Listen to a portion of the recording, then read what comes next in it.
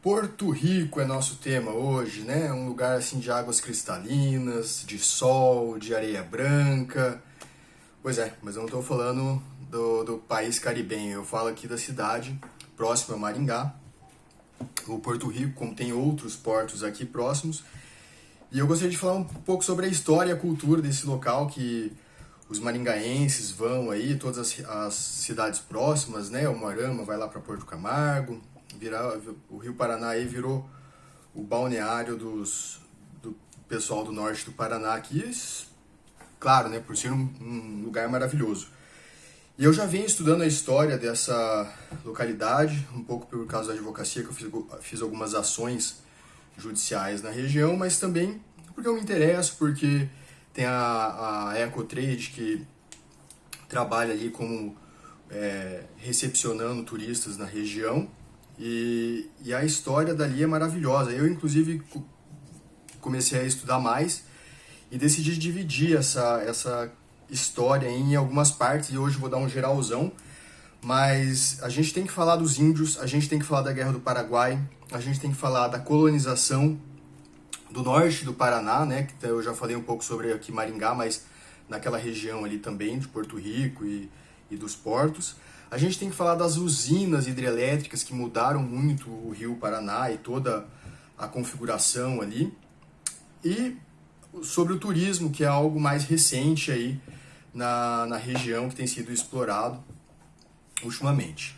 Bom, eu fiz aqui uma pequena linha do tempo, falando sobre a história de Porto Rico e da região, e que eu vou deixar para falar sobre os indígenas mais tarde, que eu tenho muita coisa para falar sobre eles aqui, de culinária, né, a questão aí da mandioca, da utilização das bebidas feitas com mandioca, com milho, arroz, feijão, caça. Eles tinham, assim, uma cultura gastronômica espetacular e que a gente come até hoje e às vezes nem sabe que é indígena e que adora e é muito legal, né?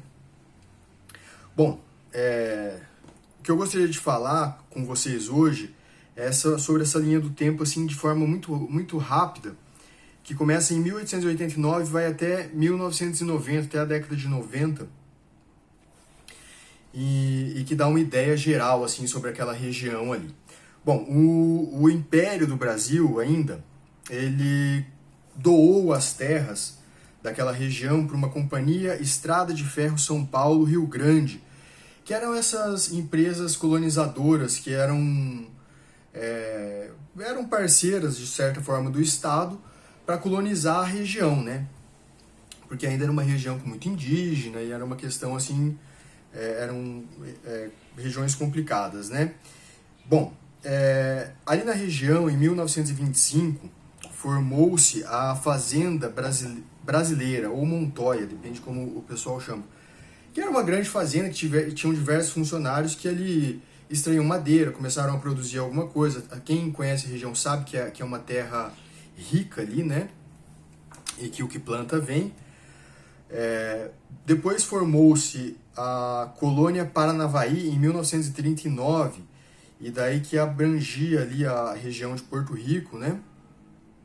Aí depois, em 1945, iniciou a venda dos lotes ali da região. Em 1950 começaram alguns conflitos entre os colonizadores. Em 1965, grande produção de café.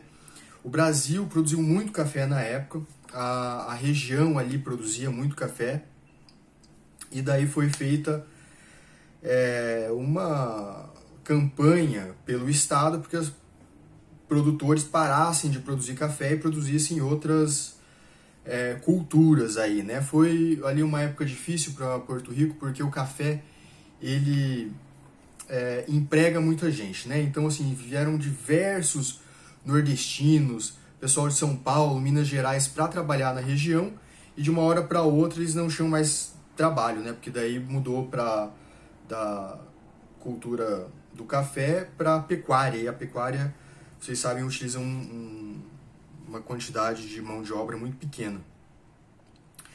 E na década de 70, década de 80, começou esse pessoal que foram expulsos, né, aí da produção de café, eles foram para as ilhas do Rio Paraná. E daí lá eles começaram a produzir de forma familiar alguma cultura e colonizaram ali as ilhas, ocuparam as ilhas e ficaram ali durante algum tempo. Mas na década de 70 e 80, que eles produzia muito cereal, muita fruta, alguns animais nas ilhas, o Estado quis tirar esse pessoal de lá. Você veja, o Estado que vem assim geralmente atravancar aqui a região, né? Nós temos assim o Estado atrapalha bastante, porque primeiro eles quiseram colonizar a região e mandaram um monte de gente, aí de uma hora para outra falaram, não, mas agora a gente não quer mais isso, quer outro tipo de cultura. Ah, mas e o povo? O povo que se lasque, né? Que vai embora, que se vire. Se viraram ocupando as ilhas, aí depois, não, desocupa as ilhas por uma questão ecológica e tudo mais. Inclusive o texto que eu me baseei, que é um texto aí produzido na Universidade Estadual de Maringá, né? Que tem ali o Nupéria, que estuda a região há muito tempo. Esse texto é do Adriano de Cerqueira Violante. Ele fala sobre essa desocupação nas ilhas, que daí ocorreu na década de 90, muito por atuação do Ministério Público, né?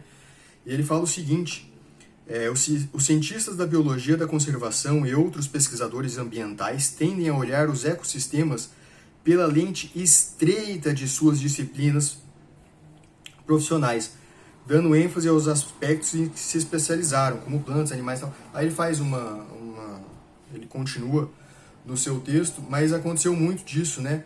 Por uma questão daí ecológica, depois tiraram todos esses ribeirinhos das ilhas aí, o que ocasionou um problema muito maior, na verdade, posteriormente, social, né? Porque essas pessoas que trabalhavam lá tiveram que ir para as cidades e tal.